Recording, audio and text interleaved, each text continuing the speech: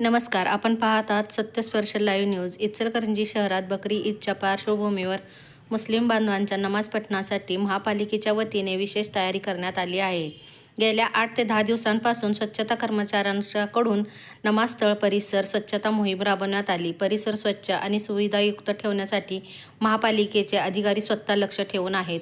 बकरी ईदच्या दिवशी कोणताही अनुचित प्रकार घडू नये यासाठी सकाळपासूनच कडेकोट पोलीस बंदोबस्त तैनात करण्यात आला आहे. नमाज पठण पूर्ण होईपर्यंत महापालिकेचे अधिकारी आणि कर्मचारी घटनास्थळी उपस्थित राहणार असल्याची माहिती देण्यात आली. शहरात शांतता आणि धार्मिक सलोखा कायम ठेवण्यासाठी प्रशासनाकडून सर्व आवश्यक उपाययोजना करण्यात आल्या आहेत. आयुक्त मॅडम, विभाग प्रमुख, परत सर्व उपायुक्त आणि महापौर यांच्या आदेशानुसार ईदगाह पूर्णपणे स्वच्छता करून नमाज पठणासाठी मुस्लिम बांधवांना नमाज पठण करण्यासाठी दिला जातो. एक बकरी ईदला आणि एक रमजान ईदला.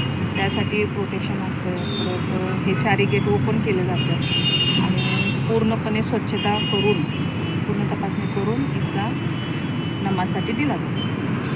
ही पोलीस बंदोबस्त पण असतो आणि डॉग स्पॉटचे येऊन पूर्ण तपासणी करून परत इथं एक हे लावलं जातं कॅमेरा आणि ती तपासणी करून एक बांधवांना आत सोडलं जातं. आणि जेव्हा नमाजला येतात तेव्हा हे 4 गेट ओपन केले जातात.